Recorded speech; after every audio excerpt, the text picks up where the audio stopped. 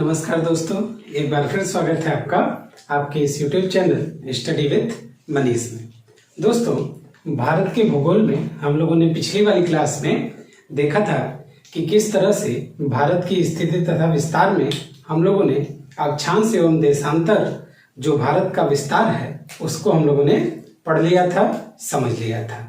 आज हम लोग उस टॉपिक से आगे बात करेंगे और भारत में कर्क रेखा एवं मानक समय रेखा पर इस क्लास में चर्चा करने का प्रयास करेंगे। दोस्तों, कर्क रेखा की अगर बात करें तो मैंने आपको पिछली वाली क्लास में जब अक्षांश रेखा बताई थी तो मैंने आप लोग को ग्लोब पर कुछ रेखाएं बताई थी, है ना। और मैंने बताया था आप लोग को कि पृथ्वी के बीचों बीच जो पृथ्वी को दो बराबर भागों में बांटने वाली रेखा होती है उसको आप लोग 0 डिग्री अक्षांश कहते हैं। क्या कहते हैं? 0 डिग्री अक्षांश, या इसी को आप लोगों ने भूमध्य रेखा भी कहा था। इसी को आप लोगों ने भूमध्य रेखा, या इसी को आप लोगों ने एक और नाम दिया था जिसे आप लोगों ने विषुवत रेखा कहा था। विषुवत रेखा। तो मैंने आप लोग को बताया था कि पृथ्वी को बीचों बीच से दो भागों में बांटने वाली जो रेखा होती है वो रेखा कहलाती है क्या? तो भूमध्य रेखा, या इसी रेखा को विषुवत रेखा, या इसी रेखा को मैंने आप लोग को बताया था कि अंग्रेजी में इक्वेटर भी कहा जाता है। इक्वेटर। इसके बाद मैंने बताया था आप लोग को कि उत्तरी गोलार्ध में जब आप आएंगे तो उत्तरी गोलार्ध में आप जब 23.5 डिग्री रेखा की बात करेंगे, 23.5 डिग्री रेखा की बात करेंगे तो इसी रेखा को आप लोग कर्क रेखा के नाम से जानते हैं। इसी रेखा को कर्क रेखा, 23.5 डिग्री उत्तरी गोलार्ध में अवस्थित रेखा कर्क रेखा कहलाती है। और 23.5 डिग्री दक्षिणी गोलार्ध में, 23.5 डिग्री दक्षिणी गोलार्ध में अवस्थित जो रेखा है ये 23.5 डिग्री नॉर्थ और ये साइड 23.5 डिग्री साउथ। तो 23.5 डिग्री उत्तरी कर्क रेखा और 23.5 डिग्री दक्षिणी मकर रेखा। इसको कौन सी रेखा कहते हैं? इसको हम लोग मकर रेखा के नाम से जानते हैं। और मैंने आप लोग को बताया था कि दो अक्षांशों के बीच अवस्थित जो क्षेत्र होता है उसको हिंदी में कटिबंध, अंग्रेजी में बेल्ट या जोन के नाम से जाना जाता है। तो कर्क रेखा और मकर रेखा का जो क्षेत्र है, आप एक चीज समझ जाइए कि कर्क रेखा और मकर रेखा के बीच का ये जो क्षेत्र है ये वह क्षेत्र है जहां पर अत्यधिक मात्रा में गर्मी पड़ती है। कर्क रेखा और मकर रेखा का जो क्षेत्र है यहां पर आप देखेंगे तो अत्यधिक मात्रा में गर्मी पड़ती है। क्यों? क्योंकि सूर्य की लंबवत किरणें हमेशा कर्क रेखा और मकर रेखा के बीच में ही पड़ती हैं। सूर्य की लंबवत किरणें हमेशा कर्क रेखा और मकर रेखा के बीच में पड़ती हैं, इसीलिए कर्क रेखा और मकर रेखा के जो बीच का क्षेत्र है वो गर्म क्षेत्र होता है। और इस पूरे के पूरे क्षेत्र को हम लोग उष्ण कटिबंध के नाम से जानते हैं। ये कर्क रेखा और मकर रेखा के बीच का जो क्षेत्र है इस क्षेत्र को हम लोग उष्ण कटिबंध, क्या कहते हैं? उष्ण कटिबंध के नाम से जानते हैं। तो आप समझ गए कर्क रेखा कहां पर? उत्तरी गोलार्ध से होकर के गुजरता है, 23.5 डिग्री उत्तरी और 23.5 डिग्री दक्षिणी को मकर रेखा। और इन दोनों के बीच का जो क्षेत्र हो गया, इन दोनों के बीच का क्षेत्र क्या कहलाता है? तो इन दोनों के बीच का क्षेत्र कहलाता है उष्ण कटिबंध। क्लियर हो गया इतना? अब जरा ध्यान से सुनिए। इसके बाद देखा जाए तो अगर भारत की बात करें, अगर हम लोग भारत की बात करें तो आपको एक चीज पता है कि भारत हमारा जो है ये किस गोलार्ध में अवस्थित है? तो हमारा भारत उत्तरी गोलार्ध का देश है। मैंने आप लोग को बताया था कि हमारा जो प्यारा भारत है वो हमारा प्यारा भारत उत्तरी गोलार्ध का देश है। तो चूंकि हमारा जो भारत है, जरा ध्यान से समझिएगा, ये जो हमारा भारत है, ये हमारा भारत आप देखेंगे तो किस गोलार्ध का देश है? तो हमारा जो भारत है ये हमारा भारत उत्तरी गोलार्ध का देश है। उत्तरी गोलार्ध का देश होने के कारण जो कर्क रेखा है वो कर्क रेखा एकदम भारत के बीचों बीच से होकर के गुजरती है। मतलब कर्क रेखा भारत के बीचों बीच से होकर के गुजरती है। और इसी कारण देखेंगे, चूंकि कर्क रेखा भारत के बीचों बीच से होकर के गुजरती है, इसीलिए भारत जो है ये किस कटिबंध में, भारत का जो ये नीचे वाला हिस्सा है, आप देखेंगे जब ग्लोब पर, तो ग्लोब पर ये है आपका विषुवत रेखा, यहां पर है आपका कर्क रेखा। तो भारत का जो ये नीचे वाला हिस्सा है ये एकदम कर्क रेखा के ऊपर पड़ता है, बीचों बीच। ये वाला जो हिस्सा है भारत का, ये उष्ण कटिबंध में आता है। ये वाला जो हिस्सा है नीचे का भारत, ये आता है उष्ण कटिबंध में। और ऊपर का जो हिस्सा है, ऊपर का हिस्सा आता है शीतोष्ण कटिबंध में। ये वाला जो हिस्सा है, चूंकि यहां पर आपका हिमालय पर्वतमाला है और यहां पर आपका रेगिस्तान है, राजस्थान में थार का रेगिस्तान। देखिए, किसी भी देश की जलवायु को कोई एक कारण निर्धारित नहीं करता है। जब आपको जलवायु वाला चैप्टर पढ़ाएंगे तो बहुत डिटेल में बताएंगे कि भारत की जो जलवायु है उसको हिमालय भी निर्धारित करता है, रेगिस्तान ये भी निर्धारित करता है और कर्क रेखा भी निर्धारित करती है। तो अगर आपसे कभी सवाल पूछ दे कि भारत की जलवायु कैसी है, देखिए ये तो शीतोष्ण कटिबंध में आता है, ये वाला हिस्सा उष्ण कटिबंध में आता है। तो क्या हम कहते हैं कि भारत शीतोष्ण कटिबंध का भी देश है और उष्ण कटिबंध का भी देश है? तो नहीं, ऐसा नहीं। हम कहेंगे कि हमारा जो भारत है वो उष्ण कटिबंध का देश है। हमारी जो मानसून है, हमारा जो मानसून आता है, हमारी जो जलवायु है, तो हमारा देश उष्ण कटिबंध मानसूनी जलवायु का क्षेत्र है। उष्ण कटिबंधीय मानसूनी जलवायु का देश है हमारा भारत। उष्ण कटिबंधीय मानसूनी जलवायु हमारे देश में पाई जाती है। ठीक है, तो अब कर्क रेखा की बात करें तो कर्क रेखा एकदम भारत के बीचों बीच से होकर के गुजरती है। और कर्क रेखा आप देखेंगे तो ये कर्क रेखा भारत के 8 राज्यों से होकर के गुजरती है। जो पहला राज्य है यहाँ पर जहां से कर्क रेखा गुजरेगी, तो पहला राज्य है जिसका नाम है गुजरात। पहला राज्य जिससे कर्क रेखा गुजरेगी उसका नाम है गुजरात। हम क्रम बना लेते हैं पश्चिम से पूर्व की ओर। तो ये 8 राज्य हैं जिन राज्यों से आप देखेंगे तो कर्क रेखा भारत से होकर के गुजरती है पश्चिम से पूर्व। इनका क्रम है गुजरात, राजस्थान, मध्य प्रदेश, छत्तीसगढ़, झारखंड, पश्चिम बंगाल, त्रिपुरा, मिजोरम। ये 8 राज्य हैं, आप समझ लीजिए। इसके बाद देखेंगे तो नए तरह के ट्रेंडिंग सवाल जो आप लोगों से पूछे जा रहे हैं वो इनकी राजधानियों से पूछा जा रहा है कि कौन से राज्य की राजधानी कर्क रेखा के उत्तर में है, कौन से राज्य की राजधानी कर्क रेखा के दक्षिण में है, कौन से राज्य की राजधानी इन 8 राज्यों में कर्क रेखा से बहुत ज्यादा दूर है, कौन सी राजधानी कर्क रेखा के सबसे नजदीक है। ये सब सवाल आप लोगों से आजकल ट्रेंडिंग में पूछे जा रहे हैं, तो हम लोग थोड़ा सा उसके बारे में भी बात कर लेते हैं। देखिए, गुजरात की जो राजधानी है गांधीनगर, आप देखेंगे तो ये कर्क रेखा के नीचे अवस्थित है। गुजरात की राजधानी जो है ये कर्क रेखा के दक्षिण में अवस्थित है। राजस्थान की राजधानी आप देखेंगे जयपुर, ये कर्क रेखा के उत्तर में अवस्थित है।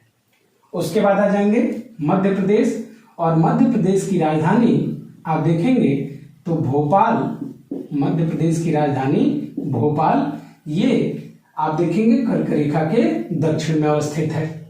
कर्क रेखा के दक्षिण में अवस्थित है। छत्तीसगढ़ की राजधानी आप देखेंगे तो रायपुर, रायपुर भी कर्क रेखा के दक्षिण में अवस्थित है। उसके बाद झारखंड की राजधानी रांची, झारखंड की राजधानी रांची, ये भी कर्क रेखा के दक्षिण में अवस्थित है। पश्चिम बंगाल की राजधानी कलकत्ता, पश्चिम बंगाल की राजधानी कलकत्ता, ये भी कर्क रेखा के दक्षिण में अवस्थित है। और त्रिपुरा की राजधानी अगरतला, त्रिपुरा की राजधानी अगरतला आप देखेंगे तो ये कर्क रेखा के उत्तर में अवस्थित है। और मिजोरम की राजधानी आइजोल, मिजोरम की राजधानी आइजोल, ये भी कर्क रेखा के उत्तर में अवस्थित है। तो दोस्तों, हमने 3 राजधानियां देखी जो कर्क रेखा के उत्तर में अवस्थित है। किसकी? राजस्थान की राजधानी जयपुर, त्रिपुरा की राजधानी अगरतला और मिजोरम की राजधानी आइजोल ये कर्क रेखा के उत्तर में अवस्थित हैं। ये 3 राजधानियां। बाकी सारी राजधानियां आप देखेंगे तो कर्क रेखा के दक्षिण में अवस्थित हैं। तो अगर आपसे एग्जामिनर सवाल बना दे कि बताइए निम्नलिखित में से कौन से राज्यों की राजधानी कर्क रेखा के दक्षिण में अवस्थित नहीं है, ऐसा ही सवाल पूछा जा रहा है आजकल, तो आप बता देंगे देख के समझ के कि कौन सी राजधानी कर्क रेखा के उत्तर में है, कौन सी राजधानी कर्क रेखा के दक्षिण में है। अब अगर आपसे सवाल बना दे कि बताइए इन 8 राज्यों में वह कौन सा राज्य है जिसकी राजधानी कर्क रेखा से सबसे ज्यादा उत्तर में अवस्थित है, तो सबसे दूर अवस्थित है जयपुर। सबसे दूर कौन है? जयपुर, ये याद रखिएगा। और कर्क रेखा के सबसे नजदीक की राजधानी कौन सी है? तो कर्क रेखा के सबसे नजदीक की राजधानी है रांची, झारखंड की राजधानी रांची। तो ये दोस्तों कर्क रेखा से पूछे जाने वाले सवाल हैं और आप इनको बढ़िया से देख के समझ के नोट कर लीजिएगा। अच्छा, अगर एक ट्रिक है, आप लोग इसको याद रखिएगा, तो ये 8 राज्य याद हो जाएंगे आप लोग को। एक ट्रिक है जिसका नाम है मित्र पर गमछा झार। मित्र पर गमछा झार ये ट्रिक है। मित्र पर गमछा झार ये ट्रिक है इन 8 राज्यों को याद करने की जो कर्क रेखा पर अवस्थित हैं। म से आप देखेंगे मिजोरम, त्र से त्रिपुरा, प से पश्चिम बंगाल, र से राजस्थान, ग से गुजरात, म से मध्य प्रदेश, छ से छत्तीसगढ़ और ये पूरा ले लेंगे झारखंड। तो ये 8 राज्य हैं। इन 8 राज्यों को याद करने का ट्रिक है मित्र पर गमछा झार। इस ट्रिक को याद रखिएगा और कर्क रेखा पर अवस्थित जो राज्य हैं वो आपको याद रहेंगे हमेशा के लिए। हम लोग बात करेंगे भारत की मानक समय रेखा के बारे में। ध्यान से समझिए। तो किसी भी देश का जो समय का निर्धारण किया जाता है, तो किसी भी देश के समय का निर्धारण किया जाता है देशांतर रेखा के द्वारा। मैंने आप लोग को पिछली वाली क्लास में बताया था कि जो देशांतर रेखाएं होती हैं, इन्हीं देशांतर रेखाओं से समय का निर्धारण किया जाता है किसी भी देश में। और मैंने आप लोग को बताया था कि जो 0 डिग्री देशांतर रेखा है, उसी 0 डिग्री देशांतर रेखा के द्वारा ही पूरे विश्व का जो समय है उसका निर्धारण किया जाता है। बताया था आप लोग को पिछली वाली क्लास में। इसको भारत की मानक समय रेखा को IST भी कहते हैं। IST, Indian standard timeline. इसी को क्या कहते हैं? Indian standard time line. हमारी जो पृथ्वी है, इस पृथ्वी को देखें तो पृथ्वी अपने अक्ष पर किधर से किधर की ओर गति करती है? तो पृथ्वी अपने अक्ष पर देखा जाए तो पृथ्वी अपने अक्ष पर पश्चिम से पूर्व की ओर गति करती है। पृथ्वी अपने अक्ष पर पश्चिम से पूर्व की ओर गति करती है। तो इसीलिए जो सूरज है, वो सूरज हमें पूर्व से पश्चिम की ओर गति करता हुआ नजर आता है। पृथ्वी अपने अक्ष पर पश्चिम से पूर्व की ओर गति करती है। तो जो सूरज है, वो सूरज हमें पूर्व से पश्चिम की ओर गति करता हुआ नजर आता है। पूर्व से पश्चिम की ओर नजर आता है कौन? सूरज। अब एक चीज समझिए जरा। एक जो गोला होता है, उस गोले में कितने डिग्री का कोण होता है? तो एक गोले में 360 डिग्री का कोण बनता है। एक गोले में 360 डिग्री का कोण बनता है। मतलब 360 डिग्री घूमती है पृथ्वी। 360 डिग्री घूमती है पृथ्वी। और 360 डिग्री घूमने में पृथ्वी को कितना समय लगता है? तो पृथ्वी को 360 डिग्री घूमने में 24 घंटे का समय लगता है। दिन और रात की लंबाई कितनी है? 12 घंटे का दिन, 12 घंटे की रात, ऐसा माना जाता है। तो 24 घंटे में पूरी पृथ्वी एक चक्कर पूरा कर लेती है सूरज का। तो सूरज अर्थात सूरज भी इधर से इधर आने में 24 घंटे लेता है। भाई पृथ्वी का किरण जिस हिस्से पर पड़ता है उधर की तरफ दिन, और जिस हिस्से पर नहीं पड़ता उधर की तरफ रात। तो जब यही सूरज घूम करके इधर पहुंच जाएगा तो इस वाले हिस्से में दिन हो जाएगा और इस वाले हिस्से में रात हो जाएगी। मतलब सूरज को भी घूमने में आप देखेंगे, ऐसा मानते हैं सूरज कहीं नहीं घूमता है, सूरज अपनी जगह पर स्थिर है। घूम कौन रही है? पृथ्वी। लेकिन मान लेते हैं कि सूरज इधर से इधर आ गया, तो मतलब सूरज को भी 24 घंटे में चक्कर लगाना होता है। तो 360 डिग्री कितने घंटे में? 24 घंटे में। 24 घंटे में भाई अगर हम लोग निकालें कि एक घंटे में पृथ्वी कितना घूमेगी, तो 360 डिवाइडेड बाई 24, और ये आ जाता है कितना? 15 डिग्री। 15 डिग्री। एक घंटे में पृथ्वी घूम जाती है कितना? 15 डिग्री। 15 डिग्री घूमने में पृथ्वी को कितना लगता है? 1 घंटा। क्लियर हो गया? 1 घंटा में कितना मिनट? 60 मिनट। 1 घंटा में कितना मिनट? तो 60 मिनट। 1 घंटा में कितना मिनट होता है? 60 मिनट। तो मैं अगर आपसे कहूं कि 1 डिग्री घूमने में पृथ्वी को कितना समय लगेगा? 1 डिग्री घूमने में पृथ्वी को कितना समय लगेगा बताइए जरा। तो 60/15, 60 मिनट डिवाइडेड बाय 15 डिग्री, तो ये आता है हमारा 4 मिनट। 4 मिनट अर्थात 1 डिग्री पृथ्वी पर आप देखेंगे तो 1 डिग्री चलने में सूरज को कितना समय लगता है? तो 4 मिनट का समय लगता है। पृथ्वी जब घूमती है तो 1 डिग्री से जब 2 डिग्री पे पहुंचती है, ये क्या है? देशांतर रेखा। 1 डिग्री देशांतर रेखा से 2 डिग्री देशांतर रेखा पर जाने में 4 मिनट का समय लगता है। ये समझ गए? बेसिक बात है, इसको समझना जरूरी था। तो 4 मिनट का समय लगता है 1 डिग्री घूमने में।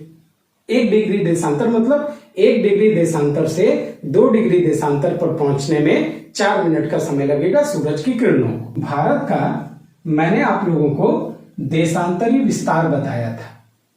मैंने आप लोगों को भारत का देशांतरी विस्तार बताया था कि 68 डिग्री 7 मिनट से लेकर के 97 डिग्री 25 मिनट, यह है भारत का देशांतरी विस्तार। तो कुल कितनी देशांतर रेखाएं हैं भारत में, ये कैसे निकलेगा? तो क्या करेंगे? 97 डिग्री 25 मिनट में से घटा देंगे 68 डिग्री 7 मिनट, तो ये लगभग 30 आता है, 30 डिग्री।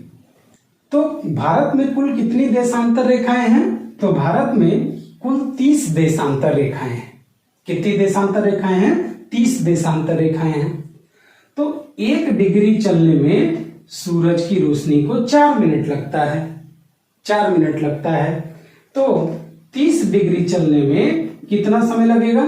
तो 30 गुणे 4, मतलब ये हो गया 120 मिनट। ये कितना हो गया? 120 मिनट। मतलब क्या हुआ इसका? जरा ध्यान से समझिए। मतलब ये हुआ 120 मिनट का मतलब क्या हुआ? जरा बेसिक बात है, ध्यान से समझ लीजिएगा। मतलब ये हुआ कि मान लीजिए कि ये वाला हिस्सा है अरुणाचल प्रदेश का और ये वाला हिस्सा है गुजरात का। ये वाला हिस्सा है गुजरात का। और होता क्या है कि मान लीजिए सूरज यहां पर उगा, कहां पर? अरुणाचल प्रदेश में। मान लीजिए कि 5 बजे भोर में सूरज उगता है, कहां? तो अरुणाचल प्रदेश में। तो 5 बजे जब यहां उगेगा तो सूरज की रोशनी को गुजरात पहुंचने में कितनी रेखाएं पार करनी है? तो 30, और एक रेखा पार करने में कितना? 4 मिनट, तो 30 रेखा पार करने में 120 मिनट लगना चाहिए। मतलब कि यहां पर अगर 5 बज रहा होगा तो यहां पर सूरज कब उगेगा? तो यहां पर सूरज उगेगा 7 AM पर। यहां 5 AM पर उगा था, मान लीजिए ये कि यहां पर 5 बज के सवेरे के टाइम में 5 बजे सूरज उगा, तो यहां पर सूरज कब उगेगा? तो 7 बजे उगेगा। ये फैक्ट है जो होना चाहिए।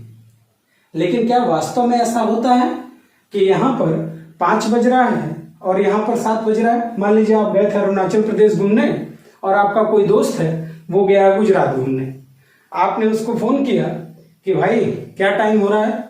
तो कह रहा 9 बज रहा है। आप कहेंगे अरे ऐसे कैसे, यहां तो अभी कितना, तो यहां पर 7 बज रहा होगा, 2 घंटे का अंतर है। कहा नहीं यार, यहां तो 7 बज रहा है, वहां 9 कैसे बज रहा है? समझने वाली बात है। तो ऐसा है नहीं। तो इसी टाइम गैप को कम करने के लिए भारत में मानक समय रेखा खींची गई। कौन सी रेखा खींची गई? मानक समय रेखा, IST, इंडियन स्टैंडर्ड टाइम। और भारत के बीचों बीच से होकर गुजरने वाली 82.5 डिग्री देशांतर रेखा को 82.5 डिग्री देशांतर रेखा को भारत का मानक समय रेखा माना गया। 82.5 डिग्री देशांतर रेखा को भारत का मानक समय रेखा मान लिया गया और कहा गया कि जो टाइम यहां पर हो रहा होगा उसी टाइम के अनुसार ही पूरे भारत के समय का निर्धारण किया जाएगा।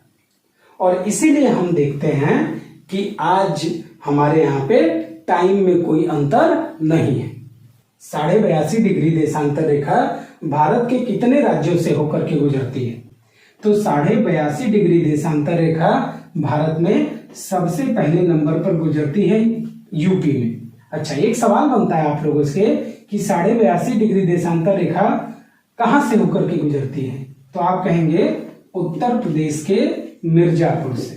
उत्तर प्रदेश के मिर्जापुर से, या कहीं कहीं किताबों में आप देखेंगे तो नैनी शब्द भी लिखा मिलता है। नैनी, इलाहाबाद में, सॉरी, इलाहाबाद का नाम चेंज करके क्या रख दिया गया है? प्रयागराज। तो प्रयागराज के नैनी या फिर मिर्जापुर से। पी दूसरा है MP, UP, Uttar Pradesh, MP, Madhya Pradesh. तीसरा है आपका जिसको हम लोग बोलते हैं छत्तीसगढ़, जिसको हम लोग बोलते हैं छत्तीसगढ़। चौथे नंबर पर आता है उड़ीसा, चौथे नंबर पर आता है उड़ीसा, और 5वें नंबर पर आता है आंध्र प्रदेश। तो ये 5 राज्य हैं जिन राज्यों से होकर के भारत की मानक समय रेखा गुजरती है। अच्छा जी, अब एक सवाल और बनता है, जरा ध्यान से समझिए, ध्यान देंगे जरा।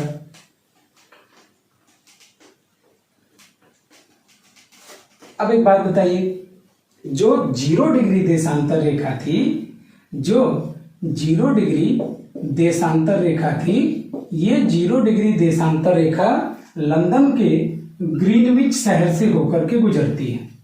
0 डिग्री देशांतर रेखा लंदन के ग्रीनविच शहर से होकर के गुजरती है। 0 डिग्री देशांतर रेखा लंदन के ग्रीनविच शहर से होकर के गुजरती है। और भारत को देखेंगे तो भारत, आप देखिए जरा, तो भारत है, ये भारत का स्टैंडर्ड मीन टाइम कितना है? तो मान लीजिए यहां पर कहीं है भारत का 82.5 डिग्री, 82.5 डिग्री। तो 0 डिग्री से लेकर के 82.5 डिग्री तक आने में अंतर कितना है? 0 डिग्री से 82.5 डिग्री, तो जाहिर सी बात है 82.5 डिग्री का अंतर है, 82.5 डिग्री का अंतर है। तो अगर आपसे कोई पूछे कि लंदन का समय भारत के समय से, लंदन का जो समय है वो लंदन का समय भारत के समय से आगे है या पीछे है? अगर भारत में आप खड़े हैं तो भारत में अगर मान लीजिए दिन है तो लंदन में क्या हो रहा होगा? शाम हो रहा होगा, दिन हो रहा होगा? ये कमेंट करके बताइए आप मुझे। तो खैर जरा ध्यान से समझिए, ग्रीनविच शहर में देखेंगे तो यहां से लेकर के यहां तक अंतर कितना है? तो अंतर है, आप देखिए 82.5 डिग्री का, और 1 डिग्री चलने में 4 मिनट, तो 82.5 डिग्री जाने में, तो 82.5 गुणा 4, 82.5 गुणा 4 ये निकालेंगे तो 5 घंटा 30 मिनट का अंतर आता है।